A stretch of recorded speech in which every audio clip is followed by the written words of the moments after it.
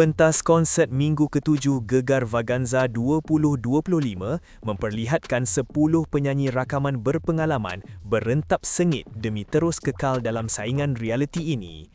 Tugasan minggu ini bertema mixtape, memberi fokus kepada lagu-lagu dari dekad 1990-an. 10 peserta yang berentap ialah Rahmat Eka Matra, Nuban, Krisha, Mel Sakura dan kumpulan Freshies yang dianggotai AG dan Shima. Dari Indonesia, wakil yang ditampilkan adalah Shay, Ruri Republik dan kumpulan Mendua yang dianggotai oleh Punky, Sasha dan Diana. Singapura diwakili oleh Iskandar Ismail, sementara Mark Adam mewakili Filipina. Penentuan markah peserta adalah sepenuhnya di bawah juri profesional tetap yang juga berperanan sebagai pengkritik sepanjang musim ini.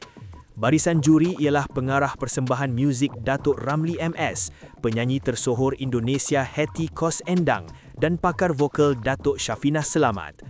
Program realiti ini mendapat sentuhan pengacaraan dari hos utama Nabil Ahmad dan Sherry Al-Haddad sepanjang 12 minggu konsert.